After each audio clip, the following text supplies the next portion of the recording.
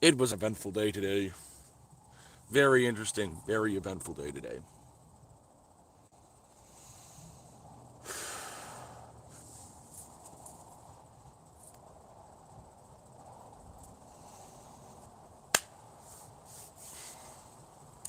So how is everybody? Just today's a chill day for me. Today is my chill day. I'm not doing much, but very, very eventful.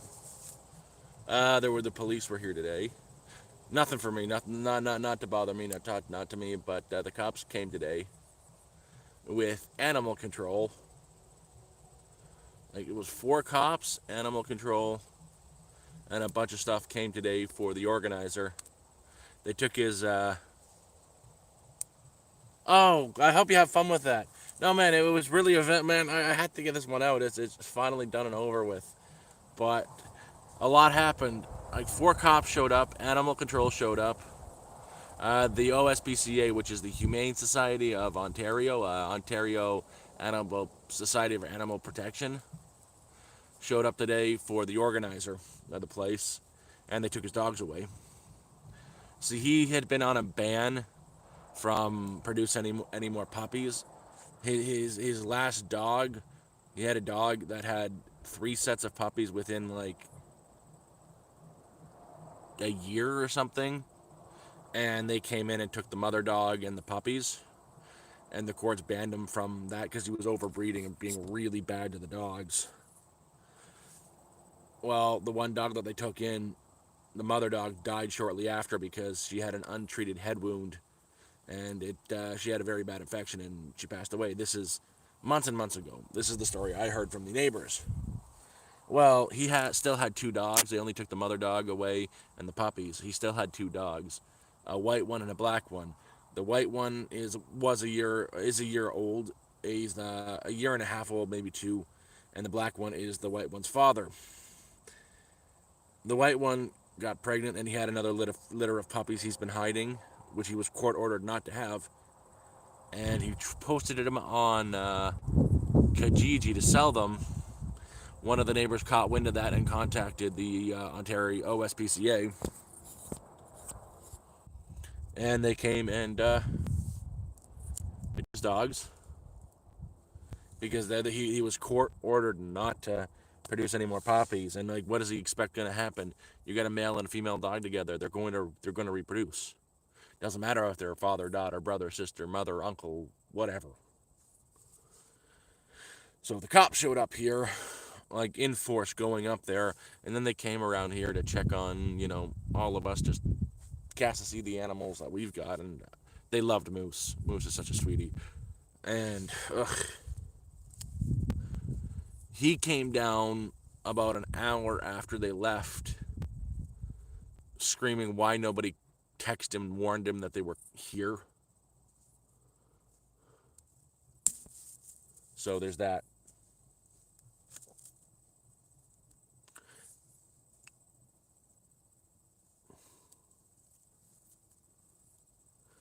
Kane, I'm always looking for berries. There's not. I've got blueberry bushes over there. I've been harvesting from. Actually, I've got a very fun video coming up soon. Jeremiah, you're gonna like this one. So I got a recipe now for Tamarack beer or Tamarack wine, a fir tree wine, and apparently the Tamarack tree especially ferments really well. And when it ferments, it tastes like a cherry wine.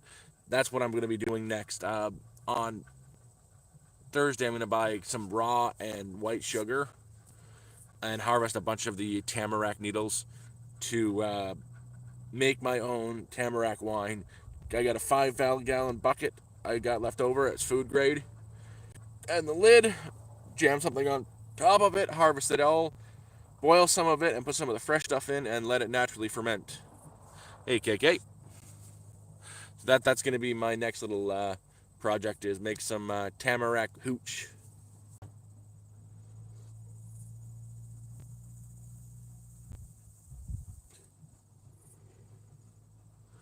I've just, going around trying different things. Like today, I made, for breakfast, I made some lentil rice soup with some foraged greens. And then I foraged a bunch of, we've got the blue flowers, the sky blue asters in full bloom right now. They are everywhere. I'll show you them. Like, they're literally everywhere. They're right here. They're right there. All that blue through the field are these sky blue asters. They're an edible flower. And I've been brewing coffee with them. I've been harvesting them. I've been pickling them. So they're another green I'm going to have. You can pickle the flower buds and the leaves. Hey, Big J Biz. I'm in Canada.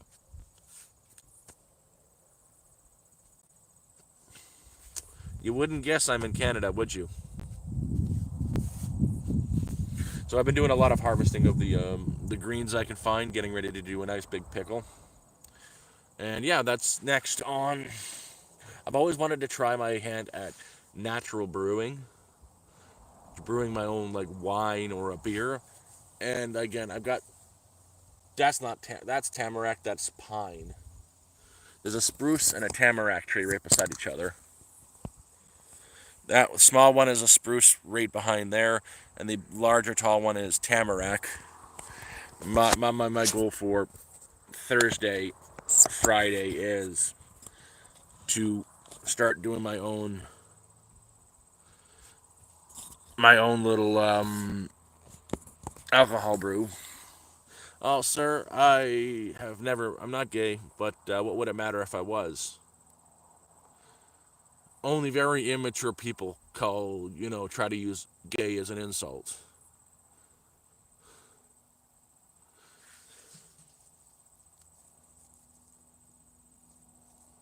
It's not going to be moonshine. I don't have the stills to distill it, and I don't know enough about distilling to to properly distill without accidentally killing myself.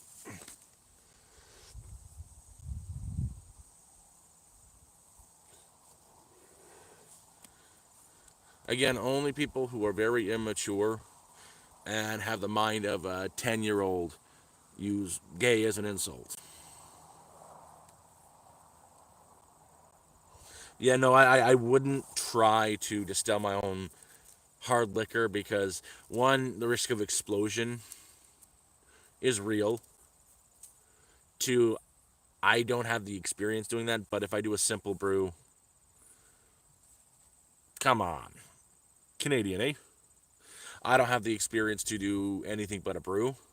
And I've heard the yeast that lives specifically on the tamarack tree is very good for making like a soda or taking it further and turning it in. It goes very citrusy and lemony when you turn it into a soda. But if you take it further to the next step, it ferments into a very nice beer or wine. It's very good to ferment with for alcohol. And I've always wanted to try my own brewing. So either Thursday, probably Thursday when I'm having my campfire, I'll start boiling it down into tea and adding sugars. Now I'm going to use a raw sugar and white sugar into a 5-gallon bucket. Add more of the fresh needles into it, and brew myself some tamarack wine.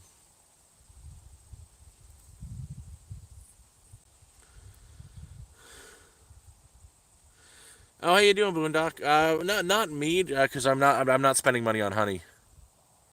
I'm not spending money on honey. I'm too poor for that. I got about $6 extra to spare, and I can get a big thing, 1 or 2 pounds of sugar for 2 pounds of sugar for $3. So I'm going to use the white sugar plus a pound of raw sugar. I'll add that into the 5-gallon bucket with. I'll put a bunch of. I'll brew the tamarack needles into a tea and add the whole thing in. And when it starts to cool down, I will add a bunch of the fresh tamarack needles into it to get the yeast in that. Pack it into about a quarter. It'll be like 1/4 tamarack needles, and then next to it, the rest of it will be the sugar solution, and let it just naturally ferment over a month or so, and see what I get.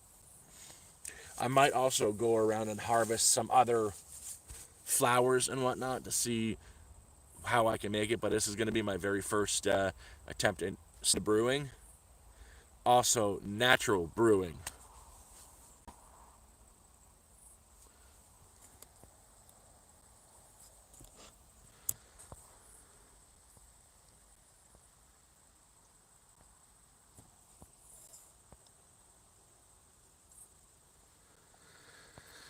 How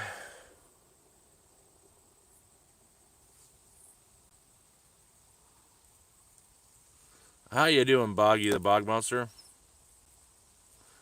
Well, who needs these? Just let them troll away. Had one yesterday for it until he got annoying, then I just dined him out.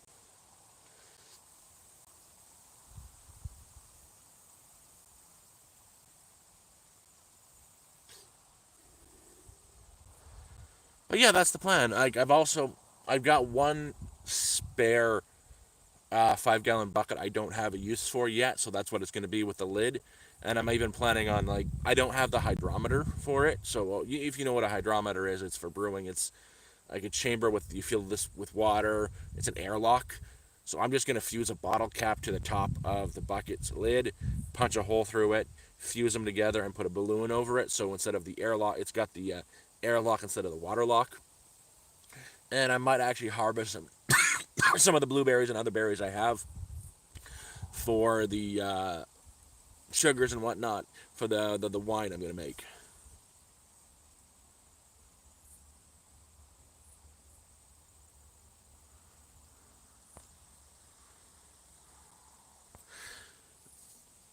Not to mention, I've been collecting wood for the fire for Thursday, and I've also already harvested and got over half of my posts ready for the build for the greenhouse I'm putting over the camper.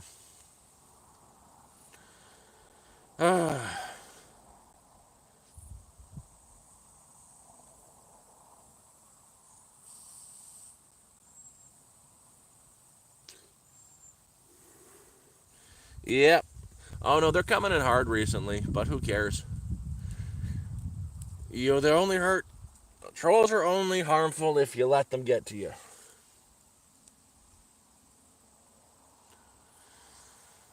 Oh shoot. But yeah, that's the plan.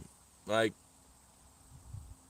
I had one of the best coffees I've ever had today and yesterday. Yesterday was the Tamarack coffee. It was 10 out of 10. Today I harvested the sky blue asters, the flowers that are everywhere. They're like they're growing everywhere right now. It's their season. They're edible,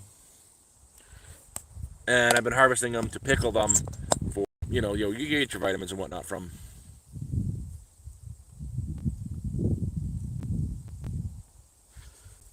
So I've been harvesting them to pickle, but I tried brewing a. I brewed them into a tea today. I just harvested the flowers and used that tea to make a coffee, and that coffee was even better than yesterday's coffee. It was, there was so much sweetness that I got out of the flowers, and such a floralness to it. Mm, I'm really enjoying making, coffee concoctions.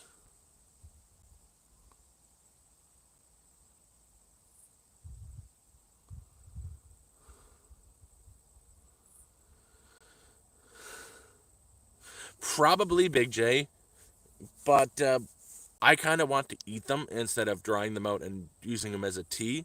There's nutrition and a lot of vitamins and minerals, plus they're very good for your gut health. So I'm collecting as many of the healthy leaves and flowers as I can. It's a process. It's a big process. Gonna put them into a jar, really cram them in there, and do a simple pickle solution. Vinegar, some vinegar, some apple cider vinegar that I've got left, I should say. Water and salt. And yeah, that'll be another hope preserve. If they turn out well, you never know with wild items like this how they are going to turn out. But if they do turn out, that'll be another thing I can add to the pantry for the winter.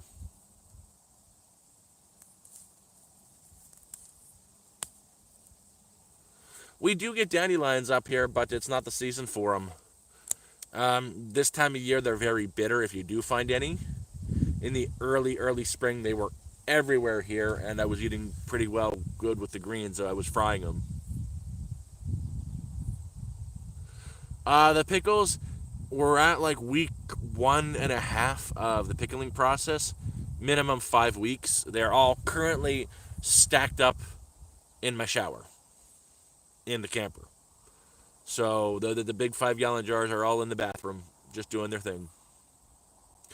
The next one tour is I'm going to get the video out right away once I do it, but this coming Thursday when I have my stream, I'm going to use that night to boil a lot of water and make some Tamarack tea. Throw all that into a 5-gallon bucket with some sugar, and then add a whole boatload of fresh picked Tamarack, the young stems off of the Tamarack trees I've got around. Throw a nice bit of batter. So in the 5-gallon bucket, 1 gallon will be, the boiled and fresh Tamarack. A pound of white sugar. Sorry, 2 pounds of white sugar, maybe 1 pound of raw sugar. Mix it all up and let it ferment for a few 4 or 5 weeks into a Tamarack. I'm gonna say a wine. There should be enough minerals in it from the Tamarack and nutrients for the yeast that live off the Tamarack tree to ferment the whole concoction.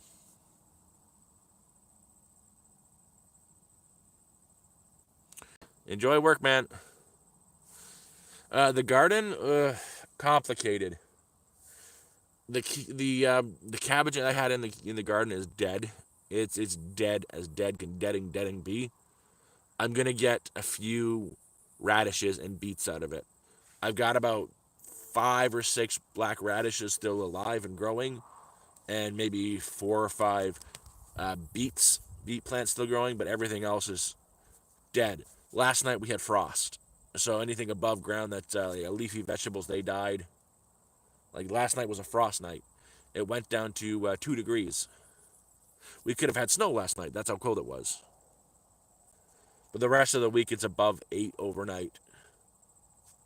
It just really shows me that I'm so far north. Winter's coming very early for me.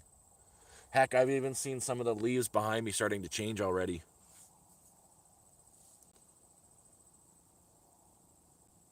Yeah, no, I've already. There's a few trees at the back that are already starting to change. It's not a bad thing. It just means the mushrooms that I like that start to grow when it starts to get cooler at night are going to be plentiful. Like the lobster mushrooms are going to be going out everywhere. Same with the oyster mushrooms. They're going to be growing pretty strong very soon. And the morels, I should be able to find some morels in the very near future. I'm very far from Kingston, Alex. I know Kingston's probably one of the worst places to be too. It's like a crackhead town now. Kingston, from Kingston, I am about, ooh, crap. I'd say an 11-hour drive north of Kingston.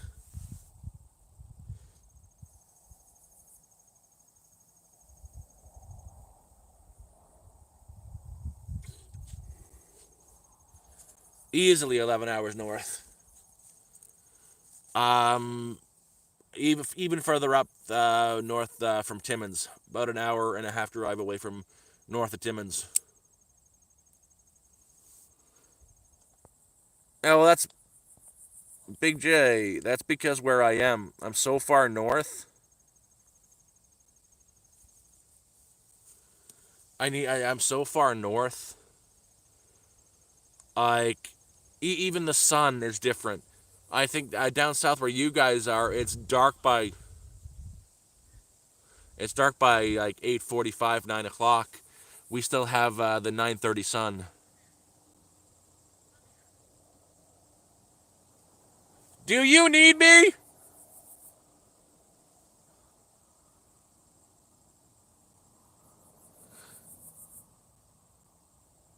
I'm just hanging out right now, just doing a chat. I've got rules with the streaming and whatnot. I decided when I'm here is I need a place that's all mine that I don't share with the world, and my home is that. So my home is like right over there. That's mine. That's my safe space. That's my private place. I don't share that. So when I do a talking stream like this, without the fire, I come to my little spot where I like to have a fire. This is one of the I've got a few fire pits through the whole place here. I've got the one in front of my home, my camper, the one by the cabin, the one right here. Back there, about 50 feet, I've got another one. If you follow the trail for another 100 meters or so, I've got another fireplace there. There's no internet there, so I can't really go there. If you go further back on the trail, I've got another one about 15-minute walk from here, and then about 45-minute walk through my trails that I've cut myself. There's a grove of maple trees that I've got a fireplace pit there as well, where I'll just go when I want to be away from everybody. Nope, no fire bans, not yet at least. It's been such a wet year this far north. I know southern Ontario, you guys have been getting hit hard with the lack of rain. It rained last night here, and it was cold. There's been no fire ban whatsoever. In fact, I think we're still in the green zone. I got laid off, Alex. I've got something called multiple sclerosis. I used to be a crane operator. Unfortunately, I have seizures and they took my licenses away, which suck. When I first got up here, I had a job working for an insurance company, first contact agent that was an American-based company. But the Trump tariffs and whatnot came in and they laid me off. So I can't really work any construction. My legs won't let me in. I'm uninsurable. And I can't operate a forklift because in Ontario you have to have a license, and they wouldn't let someone who has seizures, you know, do that. I survive mainly. YouTube helps out with like $200 a month off of YouTube ad revenue, and sometimes someone will send me something on PayPal, 50, 20, $50 here and there, which helps out a lot. But what really helps me going is I find work for the neighbors a lot of times. Like there's a neighbor I do work for at the down by the lake. He owns a whole island. He boat me over. He'll boat me over sometimes, and I'll help him work on his cottage. The other day, a couple weeks back, I put in the foundation and the floor for a bunkie he's putting up, and eventually we're going to be doing the walls and the roof. About 2 weeks back, I was down the main road here, about a 20-minute walk.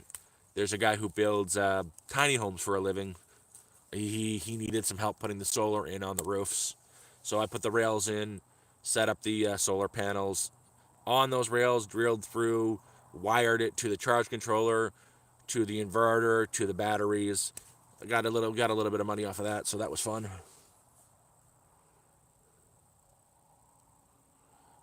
Yeah. Alex, there's no shame in it. There is no shame in working in a grocery store. Guess what? You're employed. You should feel pride in that. It doesn't matter what job you do, you should have pride in what you do. You're surviving in a really crappy situation. Everything is too expensive, but you're holding down a job and you're surviving. You're doing what a lot of people can't. Feel proud of yourself. Hello, Joanne. Yeah, no, Moose isn't here with me today. She's busy right now. So the neighbors I had problems with when they first got here.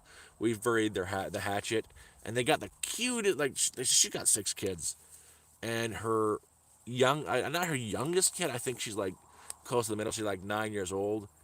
She walked over here with her dad and asked if she could borrow my dog because I think she wants a puppy or something, and I've got the puppy, and everybody loves Moose. She asked if she could borrow Moose because Moose likes to play with the kids. Moose loves everybody except for one person on the property.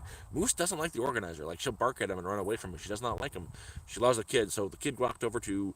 They asked if I was in and asked if she could borrow my dog for a few hours, and she's got my puppy running in the fields with Moose until I call Moose back.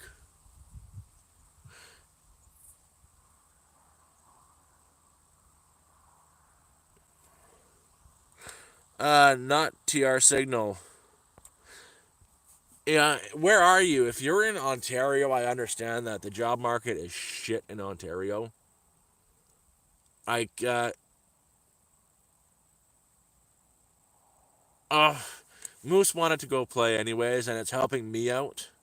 Like they're not gonna steal her. They're my neighbors, and it helps me out. I had her running around for a couple hours today, doing her daily training, but now Moose is like running after a kid throwing a ball. All I got to do to get Moose back is call her name, and she's gonna come running. And yeah, it helps me out because when Moose gets in, she'll be so tired and just done with everything. Should go inside, get some sleep, and it'll be great.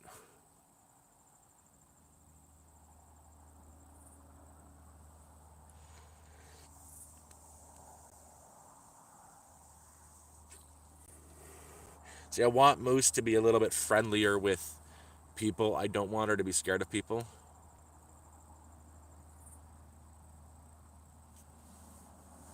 No, we buried the hatchet in. Yeah, they're borrowing my dog. I said, yeah, just until I need her back. I'll call her when I need her back, and she'll come running. I've told him that. But it's been like 2 3 hours, and I think it made the kid's day. So let her hold on to the dog today. Who cares? Hey, Reed. Oh no, that again. Alex is right. Like, we've got a problem in Ontario. Is our leadership doesn't want to take care of Ontarians first. They actively give incentives for companies to hire new Canadians over established Canadians, like new immigrants, like fresh immigrants. Why would they hire someone like Alex or myself in Ontario when they have an incentive to hire an immigrant and get a kickback for it? The government will cover like 75% of their wages. It's a horrible thing. It hurts. It helps the businesses. It helps the rich get richer. It cuts down the business's spending, but it hurts the people already here who are looking for work. It hurts the youth even more. It hurts the younger generation even more who are trying to get started out in the working world. Like, heck, even me, they won't hire me because I'm in my 30s. They get no benefit from hiring me. And I've applied at dollar stores. There is a dollar store in town. There are gas stations in town. Uh, I think I've applied everywhere that I physically can. The grocery stores, the places I can't are the warehouse because I'm a liability. They can't hire me. And yet they're not incentivized to hire me because they're not getting that, minimum wage is like, what, 17 bucks an hour? They'd have to pay me out at $17 an hour of their pocket, or they can get somebody else in there and only pay them $4.50 an hour, and the government, pays for the rest of their check.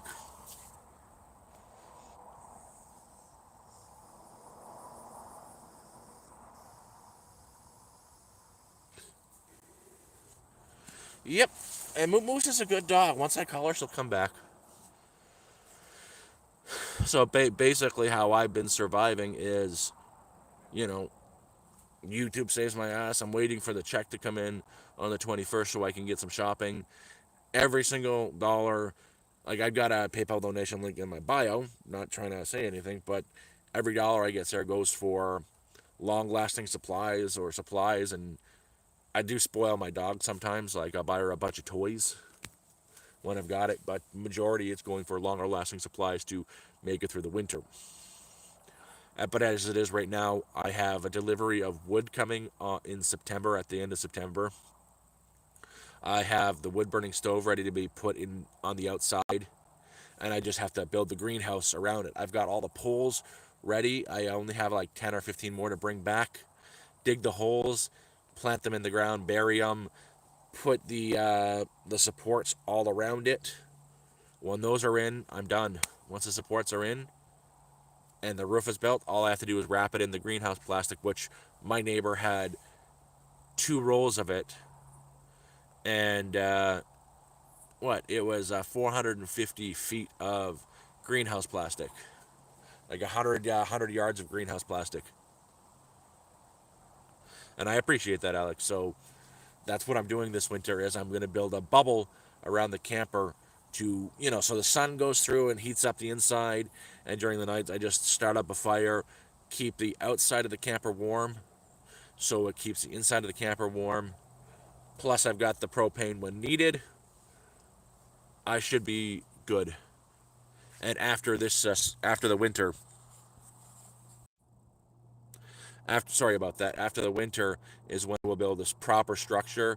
I will do something out of a log cabin, like the cabin I'm building, harvest all the wood and build a structure around the camper that's more permanent, and use the greenhouse that I've constructed as an actual greenhouse. All I'll have to do is cut the posts, get somebody to help me pick it up and move it.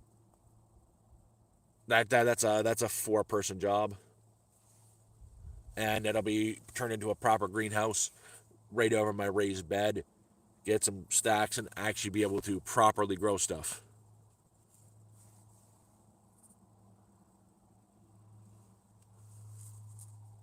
Neither, Torin. I'm building a greenhouse. So I've got these poplars behind me.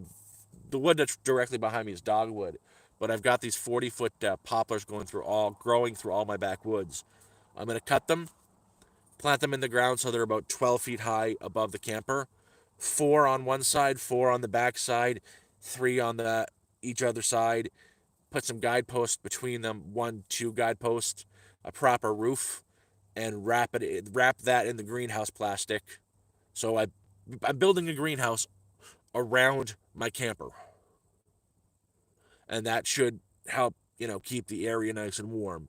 Plus, I'll put a wood burning stove somewhere in the greenhouse so I can keep the air warm. And I think right now that is the easiest solution to it. And then next year, I'll go and harvest a bunch of pallets, put down a deck, get more pallets to build a proper box structure in front of the camper, which where the wood burning stove will go. And next year I'll build. I kind of got caught up with too many projects to put a proper structure in front of the camper. I got caught up in building the cabin. I got caught up in building my neighbor's house, my other neighbor's house, helping my other neighbor do his deck and staining his house, and working on the tiny homes, plus the guy at the lake's place. I'm just doing whatever I can to survive, basically.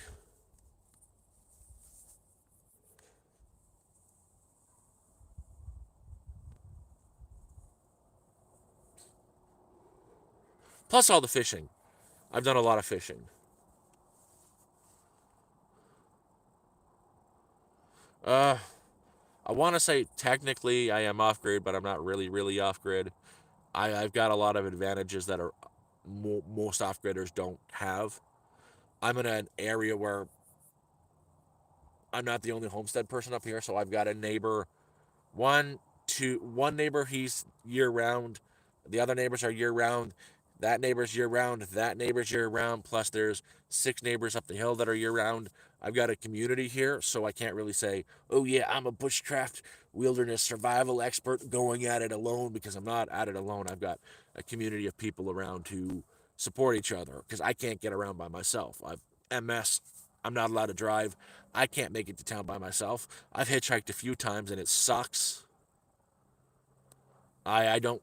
I used to have to hitchhike every day, and trying to bring back that many supplies hitchhiking because I have the storage now, it sucks. Not Moosonee. Closer to Cochrane, Ontario. I'd say it's. I'm far north.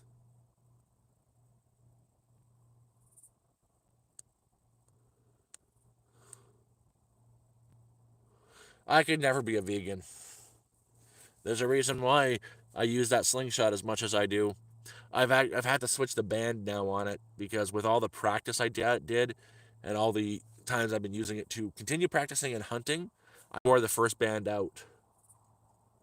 Like legit, it split at the seams, so I had to replace the band. But when I get a bird, it's nice, and it's gonna get a lot of use once pheasant season hits because there are so many pheasants up here. The ringneck pheasant, they're a bigger bird.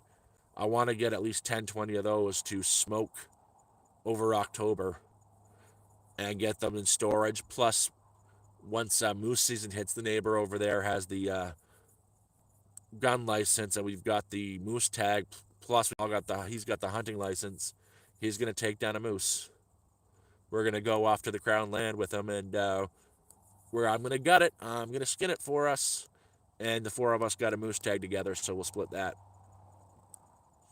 Uh, Not too far. We're not. I'm not that far north where the polar bears actively live. But if I want, either are polar bears near. Uh, they do live in a zoo. There's a polar bear zoo or a sanctuary, they call it. It's a zoo. You got to pay in to see it. It's a zoo. It's not a sanctuary. They don't naturally live here. It's not a sanctuary. It's a zoo. But there's a polar bear sanctuary in Cochrane. It costs like $25 to go into it.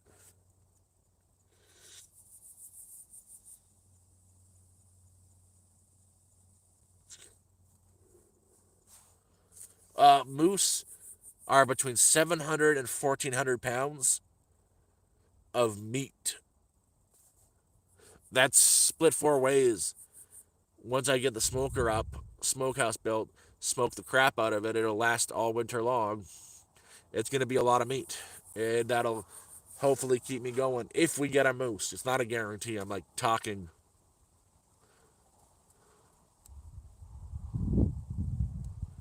Terrain, it's impossible for me to go any further. I need a community like this where I have a support system. Like, town for me now would take 4.5 hours to walk to. Sorry, I hear a car going by. So, town, I can't walk that, you know. I need support around because there's days I can't even walk. MS is a bitch. There's days I'm in such bad pain, or there's weeks at a time that it goes. And having that neighbor there just to, hey, do you want to go to town with me? I'm going to town. It helps out a lot. We do have a lot of wolves. There are a lot of wolves. That's why moose doesn't get to come out during nighttime. Because they're the moose, a wolf will just snatch her up, no problem. She's a quick little snack.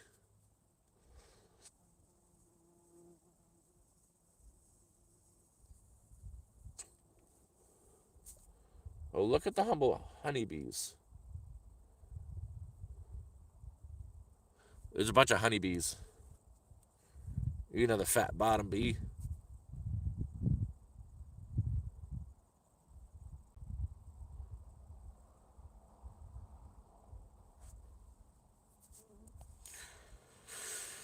Oh, but yeah, I'm wearing a hat now because I need to shave my head again, and this makes me look less crazy.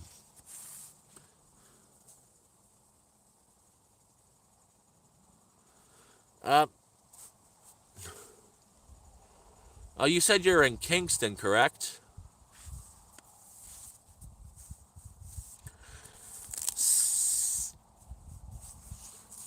So there are plenty of opportunities near Cochrane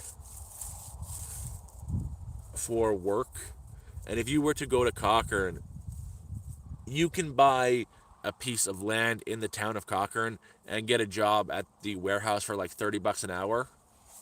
They're hiring big time in Cochrane for labor jobs. Unfortunately, I can't do. I would take one in an instant, but you could work at one of the warehouses there and get a piece of land for $1 in the town of Cochrane. $1 because they're trying to promote people to move to Cochrane. You just have to sign an agreement that you're going to put a house up that is worth a minimum of like $30,000. And you've got your piece of land. You can put up a tiny house on it or a larger house, and you've got property.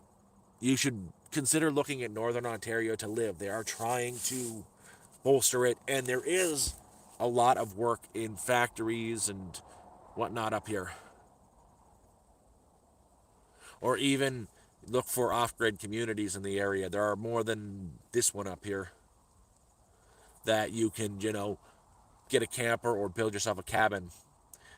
And then if you got a car, commute to Cochrane for the 20 minutes, make $30 an hour, have no expenses, get your solar set up, get your internet with like Starlink or cellular range booster. Boom. No bills forever. One time payment of $5,000. The land is yours.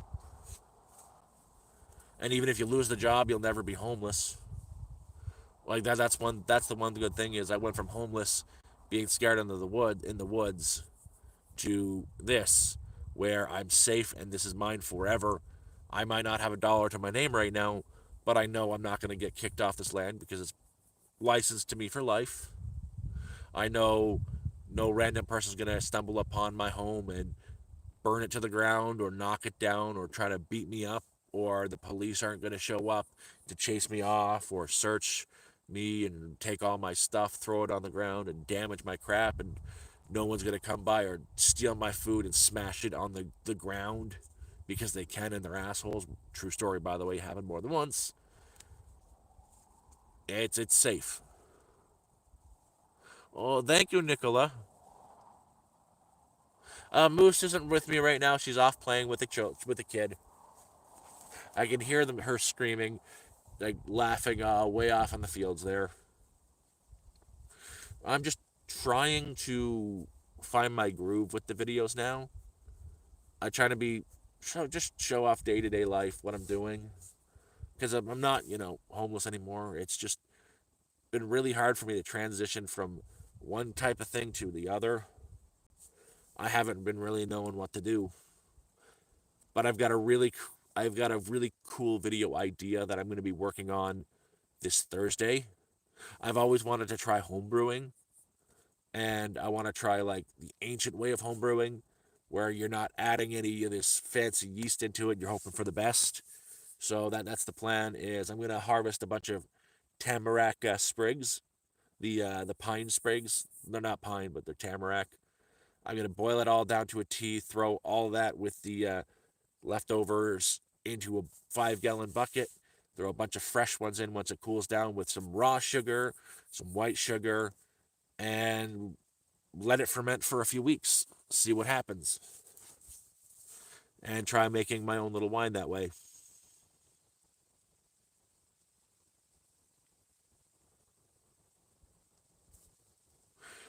Alex, you'd have to look that stuff up on the internet, but if you want information on the area I'm at, I kind of have a hard time giving that out. Like, I think everybody should live like this, and I want to tell people about the area I'm at.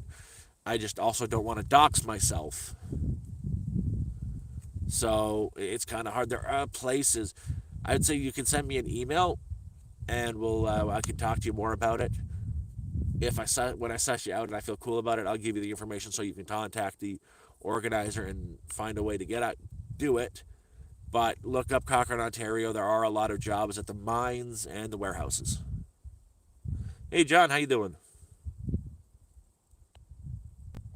Thank you, James. Love you too. But yeah, no, it's very, very, very possible. And like what? I really hope they don't move in. This is the one time I'm hoping these people don't move in. But yesterday, a group of 4 people were getting shown the property, and the property right beside me, this area over there, right at the tree line, way back there, is up for sale now. And there was a group of 4 people were here, and it looks like they're young parents with more than one kid. And I'm hoping they don't buy it. I hope they look at that lot and it just looks too much of a hassle, because it's not that I don't want them here. It's I don't want them and their kids here. I've got it nice and quiet. I like the forest over there, and I don't want kids beside me.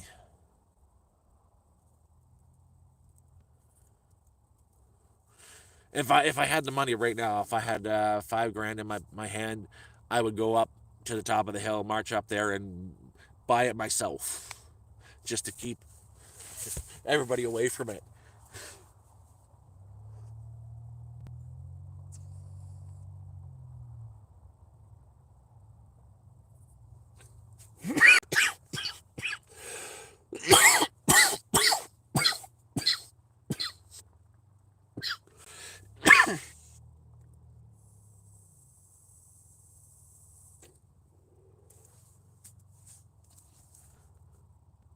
Someone's coming down the driveway.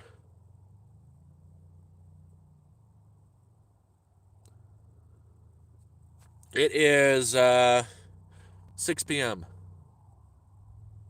Who the fuck is that?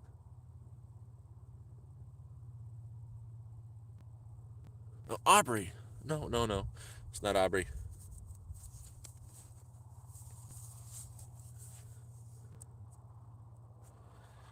Yeah, it's 6:09 right now.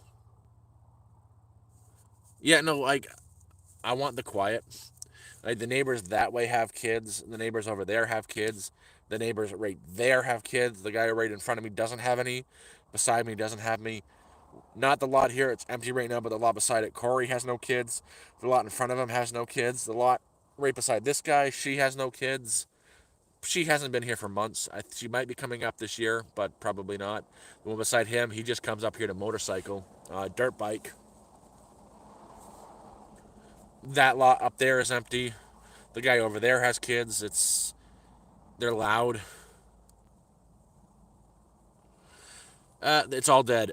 We had a frost night last night. The only thing I'm gonna get out of that garden officially is gonna be a couple black radishes, maybe the Chinese radish. Sorry, the daikon I planted.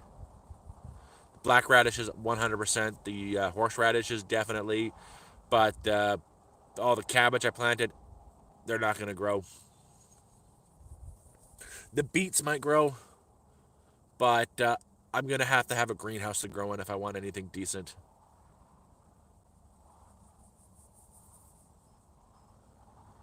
Does it really matter, James? Does it really matter? I don't think it matters who runs it, but yes, all the SO. I went in applying for a job at the SO, and he told me they can't hire me. They hire live-in people, and it's kind of disgusting that what they're doing now is they are hiring people and having them live at the top of the SO because there's some stairs and there's a bathroom and then there's some rooms. They've got like 6 people working there and living there, so they're taking a part of their check. They are from India. Same with the other SO, the Petro Canada. The one SO in Cochrane is family owned and operated. They're not doing that, but it's a small full service station. The old guy also runs tools, and he works there with him and his grandson and his son.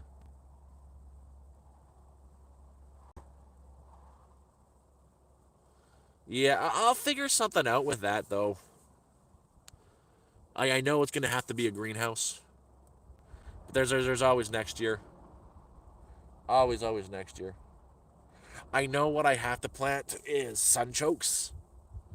Jerusalem artichoke will do very well up here. It's just finding it is impossible. But no, I applied for work there and they said they wouldn't hire me. Same with the motels.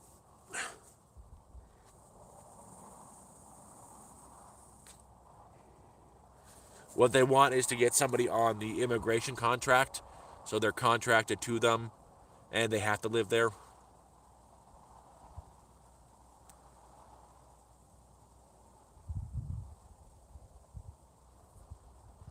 Yeah, oh, Alex, email me. You can find my email on my main YouTube page. Just go to more info. It's there somewhere. Everybody has access to it. That goes for everybody. Emails when I get them. If I don't respond right away, it's because I missed it. I do get a lot of emails every day. I've actually recently had a person yelling and screaming at me because I didn't respond to his email. Well, typing aggressively, I guess you'd call it. And he was very snippy with me, and I got snippy back. I said, "Fine, if you can act like that, don't contact me again. I'm done with you." Then he emailed me back again with some of the worst things I've ever been called. So I think I made the right choice by cutting him off. So now all of his stuff goes to spam. But if I don't respond right away, it's because you probably got pushed down. I eventually find it.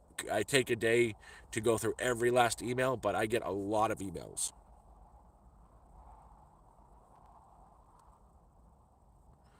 Um, so the house that we were building for the neighbor is done. Originally, it was going to be a pallet home. That's not happening anymore. It didn't happen that way. We ended up using a lot of the pallets for some wood, but instead of the pallet home, we got a bunch of we got a whole bunch of cheap wood off the Amish for dead cheap, and we built them a proper house. Like the floor's in fully, the walls are up, the roof is on. The roof is steel roof. All the walls are up. The insulation is gone in.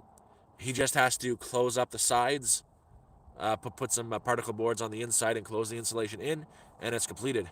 But It took like 2-3 months to build, but it's done. It was a fun build. So much so I've been helping my other neighbor do his place up with siding, and our great idea was add some insulation built into the siding, and we used the segments from a garage door. We got we found where we could get them for each one was like $2. So he ended up buying, what was it, 200 of them on garage door panels. So he's done we did the entire house in insulated garage door panels, and it looks kind of nice.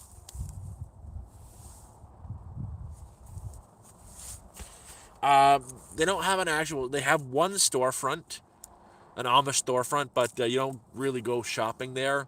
That's for people passing by where everything is marked up. If you want a real one, you drive right into their community, go to one of the barns and say, hey, you sell eggs? No, you sell wood? No, that guy's over there. Cool.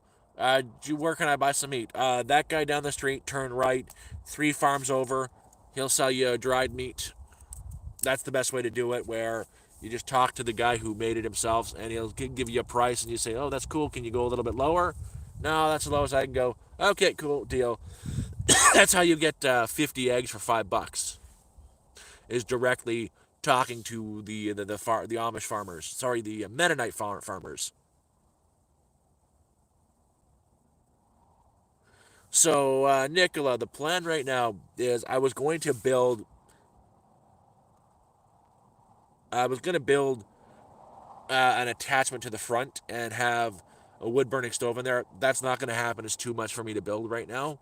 I've been too focused on building a cabin out front, which is almost done now. I'm putting up in the next couple of days, I'm going to be putting up the final wall and insulating, and the cabin I built is done. I'm going to put a greenhouse around the entire cabin. It's going to be about 26 feet long plus 16 feet wide, right around the cabin, full roof, because was given 2 rolls of greenhouse plastic, a total of 450 feet of greenhouse plastic. Just harvest some poplar, plant them in the ground, reinforce it with more poplar, and greenhouse it. And that's how I'm going to keep the inside warm for the winter. I'll have the propane for the inside of the camper when I need it. But I'm going to plop a wood burning stove right in the center, and at nighttime run that to keep the air in the greenhouse warm. During the day I won't need to. Hopefully the sun will keep the inside a lot warmer. And that's my winter plans for the camper. And it's not going to cost me a penny because, free greenhouse plastic, and I've got all the wood I could ever harvest behind me.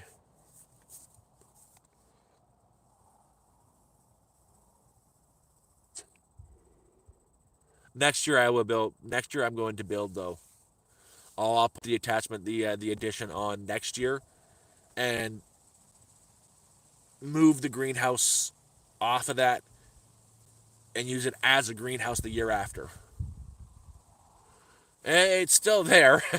How is it? It's still there. I'm on my medication now, so a lot better. I finally got the meds. It took 5 months to get, but neighbor a few weeks back headed to Toronto. That's also why I'm so broke right now, because I had to get on the bus to come back, and that was $150. But I got my meds.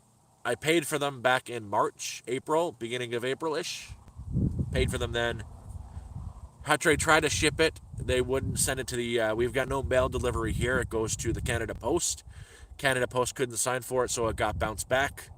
Canpar said they wouldn't deliver it up here, so my package has been sitting at the Sunnybrook Pharmacy for 5 months. My new neighbor across from me was heading to Toronto. He's still there. Like 2 weeks ago, I asked if I could go with him. I did. Got there, left at 9 o'clock at night. Got there for 7 o'clock in the morning.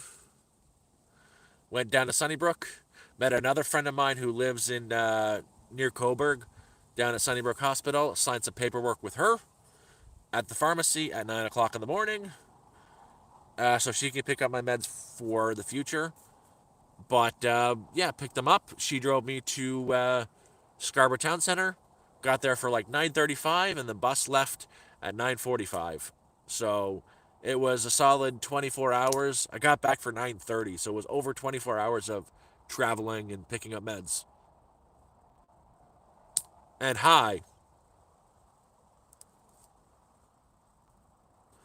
So it was an interesting trip.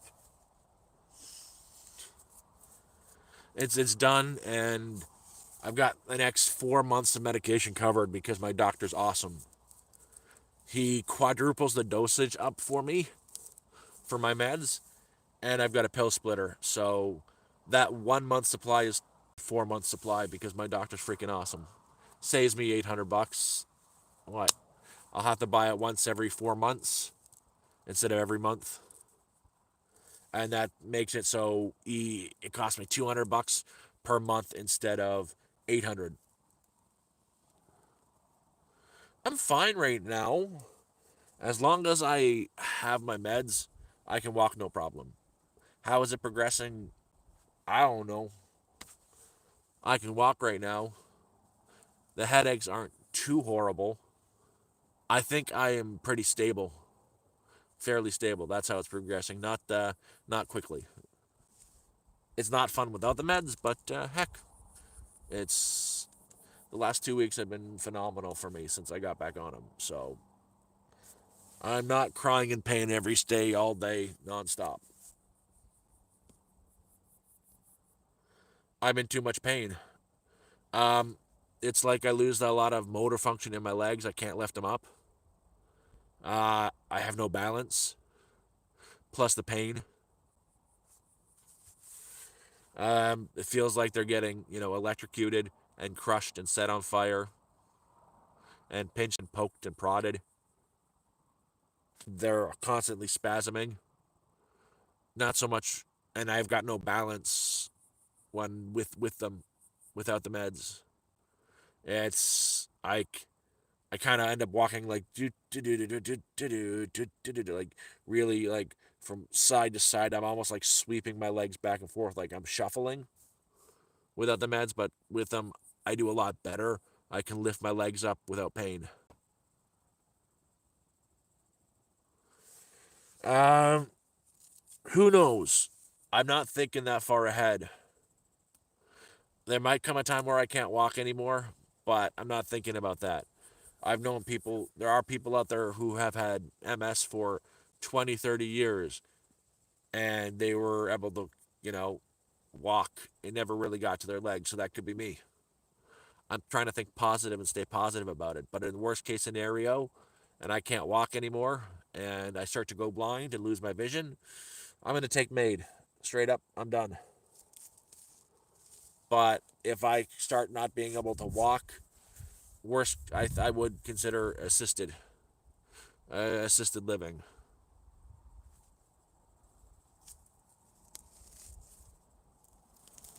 In that case, they would probably be government programs for me to get assisted living. In that case, I would, if I can't walk, I would really consider an assisted living facility. But hopefully that's not for a long time. Fire's not going to happen today. I promise you that much. It rained all last night, and it's been a cool day, so it didn't have time to dry up. It'll be impossible for me to get a fire going today. Plus, the rain's coming in now again.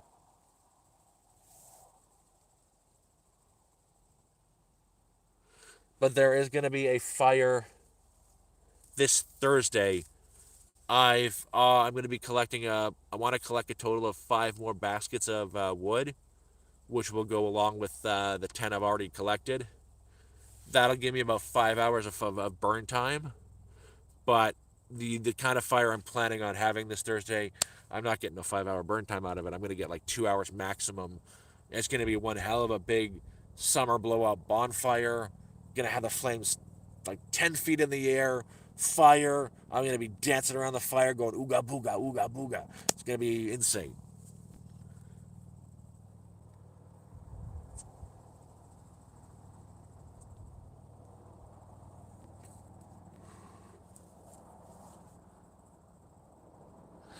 Oh, it's rained here. I don't think I've gone a single week without 2 or 3 days of rain. A minimum, it's rained 2 days a week since I've been here. It's always raining, and this is it's gonna rain tonight. It rained yesterday. It's gonna rain Tuesday, Friday, and Saturday and Sunday.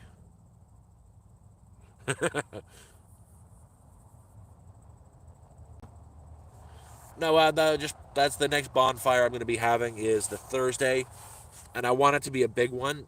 I make it a habit to go in the woods every day to collect two totes full of wood that I cut down. I've been doing that for the last since last week, and I'm going to be doing that for the rest of the week. I want to pile a huge pile so I can have this giant burn, this giant bonfire, and I've got to really collect more wood to do that.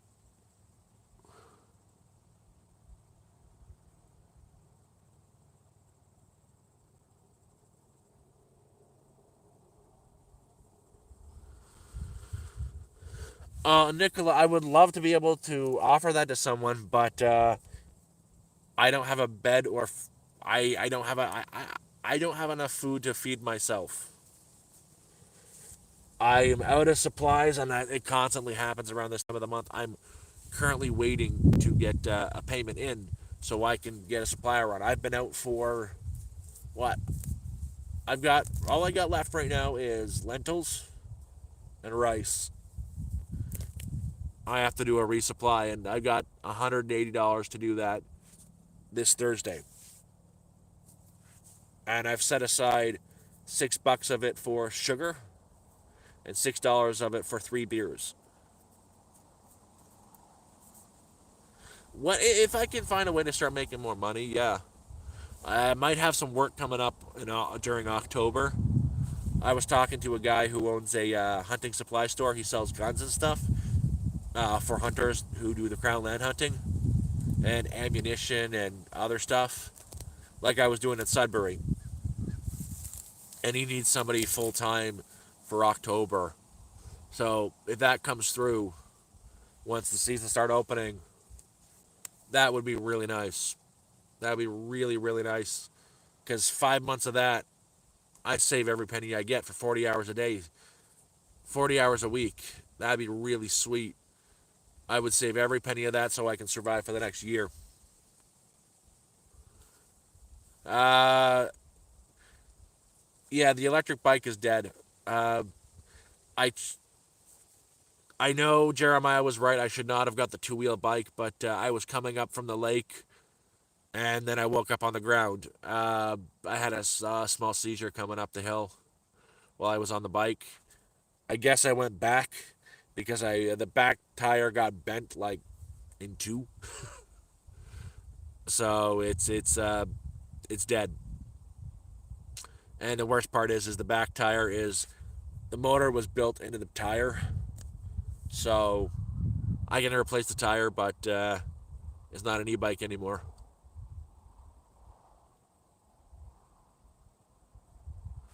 Yeah, she gone.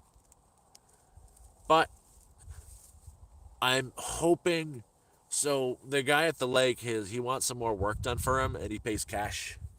I put the floor of his bunkie in, and he wants some help putting the inside walls of the bunkie up because he doesn't know how to do drywalling himself, and I'm gonna put some help him do the drywalling and painting and spackling, and that'll be $200. So I found a gas powered off road bike.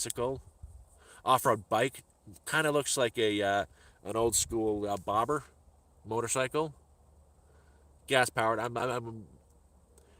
If he gives me $200 for that work, that's where the money's going to go. I'm going to buy the gas powered off road. It's not a dirt bike, but it's not a dirt bike.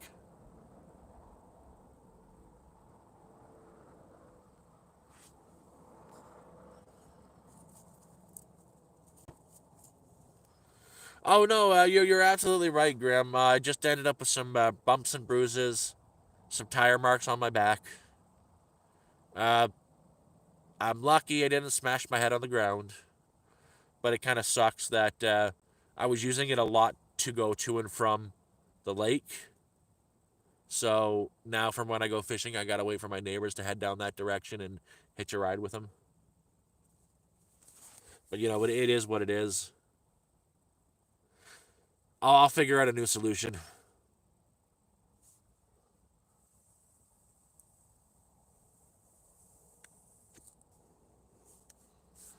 I should have went for the tricycle, or I should have just waited and put it off until I got up here and found another solution like an ATV. You can buy used ATVs or like used bikes like that, used trikes for like $300 up here. That's next. That's next. I got to figure other stuff out first. Like my main supply concern right now is more supplies for to last this month, and I'm waiting for Thursday for that.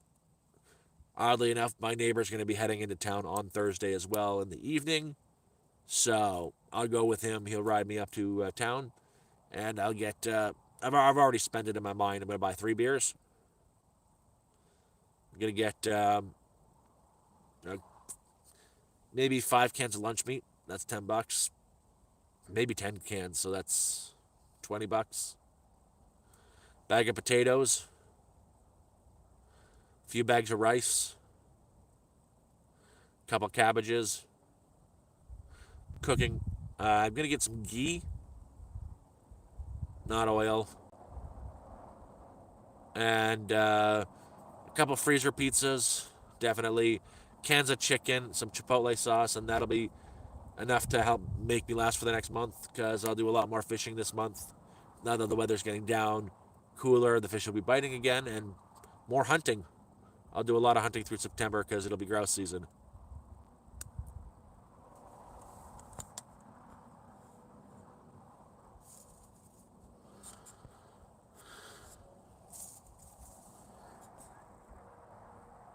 Well, the warrior, um, that's a nice offer. Thank you very much. I'm not willing to sell my soul like that for money. And I only the Cash App doesn't exist in Canada. That's a nice offer, but again, I'm not willing to sell my soul for money.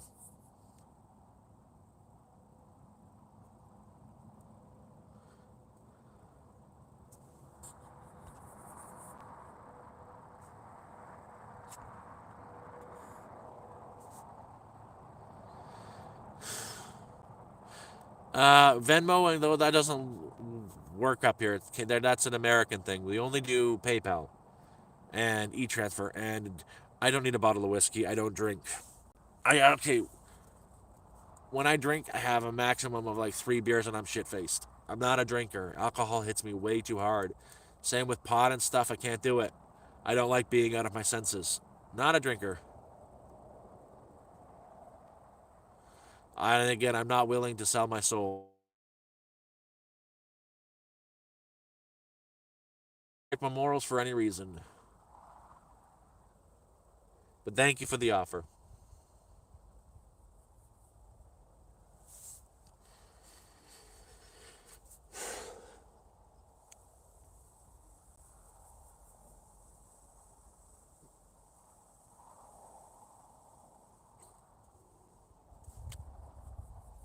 Oh, I agree, Johnny. They're everywhere. People they do this because they want to test you. They want to see what you are and stuff, and they do it so they can get a laugh. Like, ooh, this guy's gonna do this for money. Yeah, ha ha ha ha. Like, ugh, I don't know what's going through his head. Oh, even then, he doesn't realize this trolling is actually good for the channel. It brings in engagement. But yeah, today I'm probably gonna finish the night out by cooking a meal. Um, gonna definitely cook some rice and see what I can pick for vegetables. I'm actually scanning the ground right now. What I'm gonna harvest. I'm gonna definitely harvest the sky blue. These flowers here, I can't think of the name of right now, but I know the name of. I'm gonna harvest a bunch of the flowers and the leaves, plus the dill-looking leaf there for some herbs and some purple avens. Yeah, green and purple avis. The leaves for some more greenery in the dish. And I'll go check my rabbit traps too, see if I got a rabbit. That'd be nice. Oh, it's good. Life is good. Life is good. But yeah, for the shop out, I've dedicated $12, $6 for sugar, $6 to get 3 beers, and I'll harvest a bunch of the Tamarack because again, I've always wanted to try brewing. I've got the bucket to do it, and I'm gonna brew.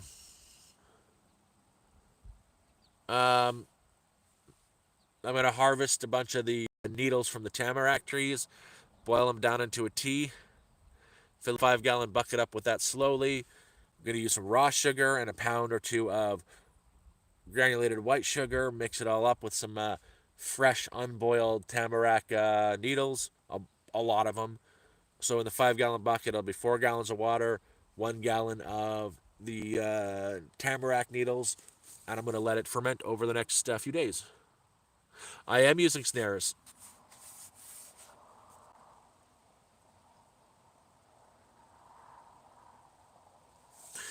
There's not much rhubarb up here. So rhubarb, if I wanted some real like nice rhubarb, I'd have to plant it. But up here, planting rhubarb isn't such a good idea because it is a prolific spreader and grower. Northern Ontario rhubarb isn't really growing wild in the area, and you don't want to introduce something like that to the area. It could fuck the local ecosystem. So I won't. There's not wild, and I'm not going to bring it up here. But there's so much like, where are you? Like right here. There's so many wild flowers and plants. Right here, that's called an Avon. That's the green variety. It also comes in purple. Right there is canola, natural canola, like wild canola. This is where wild canola grows. There's a honeysuckle, and there's like it's kind of like a dill, but it's not dill. Right here, and then there's so much greenery I have to forage and eat. I'm okay with it. Plus, it's berry season.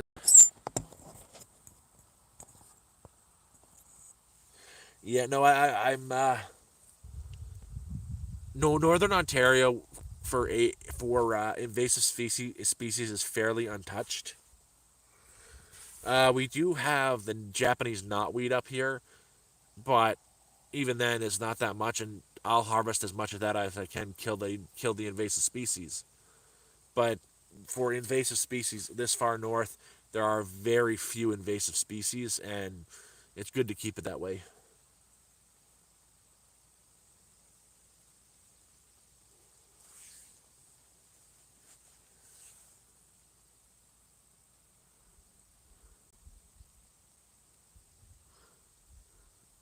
Yeah, well, I've got about 15, 20 snares through the property. I've yet to snare any of these damn jackrabbits. I seem to get them, but they fight so hard they break the snares. I've taken to tripling the snares up because they were even breaking through the double snares. So I've got about 15, 20 of them out there, and I've yet to get a rabbit. And there are tons of freaking rabbits out here.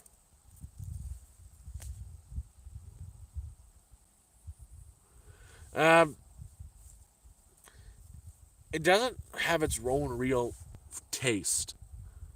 It's fresh and crunchy with a little bit of earthiness. That's the best I can describe it. It's kind of like the roots of a cattail. You know the cattail plant. If you pull it up, the first that much from where the roots meet the soil, the white part to where it's like nice and moist is edible. Kind of tastes like that. Just I find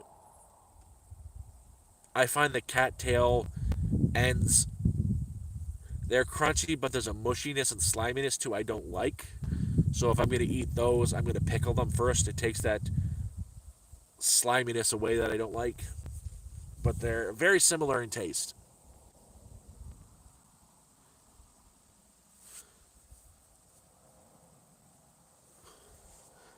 I like the forage. Like, again, if I see it and I know it's edible, I'm going to use it.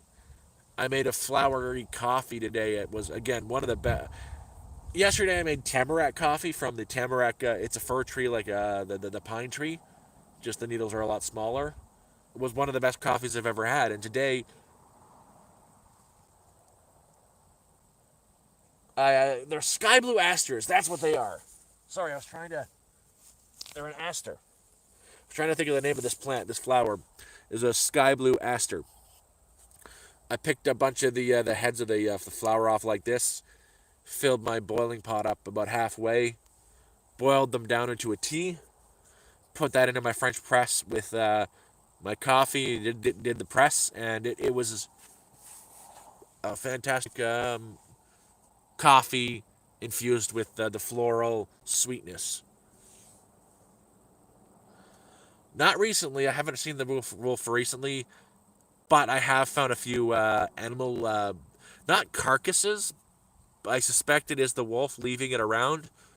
I found organ piles, like the stomach and the intestine organ piles on the road here and there. So I'm thinking that's either the wolf or the old graying fox. Like we've got an old fox that lives up the hill. So it's either the wolf doing that, leaving the entrails, or the fox. Oh, I think so. He's hanging around. Either that or someone's doing witchcraft again.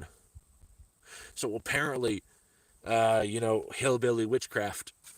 Apparently, there's somebody in the area that doesn't like the community. And when it first started out, they were doing witchcraft at the cross up there. We've got a cross like right up here, like the religious, cross. And someone was hanging dead birds and entrails off of that cross. That's like right across from us to scare people away. So there's that. It could be some psycho neighbor leaving organs and entrails all over the place. Oh, we don't have coyotes this far up north.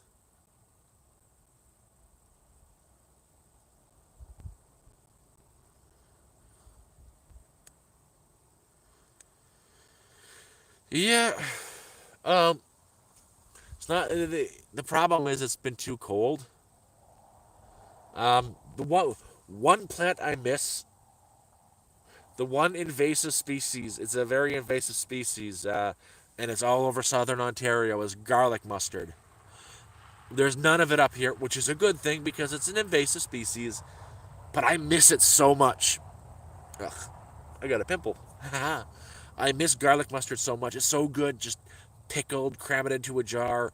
It's great to cook with, and there's none up here for me to harvest. I would decimate fields of that stuff. Yeah, no, but again, there's no coyotes this far north.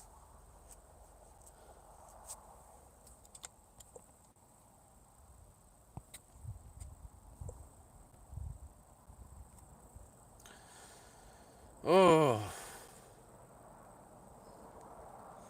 I think I've got to go and collect my dog, give her a call back, and send her inside because the rain is coming now. I feel it sprinkling.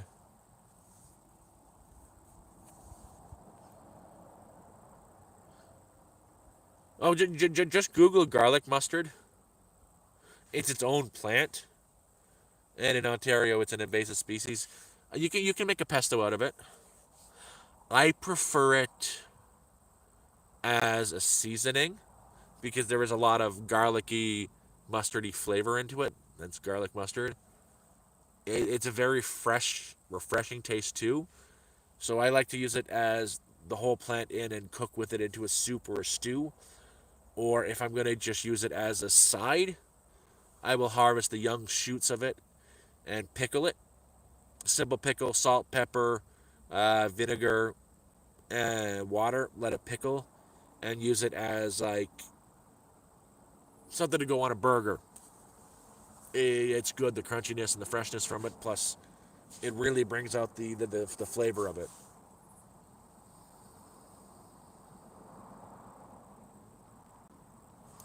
Oh, I'm a lot further north than you, my friend. Oh. So, guys, I'm gonna be jumping off now ish, heading inside. If you want to support the channel, please do. Give me a like. Uh, Follow me if you don't. That'd be cool too. There's also a PayPal donation link in my bio. It's not necessary, but appreciate it because we're going supply shopping this Thursday around 5 o'clock, and yeah, it'd be nice to be able to get a little bit extra, but it's not necessary because I've got it all planned out. I love you all. You have a great day, but I gotta go collect a dog and do some foraging. So you take care. Bye bye. I do a little bit, a very little bit of drying food, meats mostly, but I'm heading in now because I also really got to use the bathroom.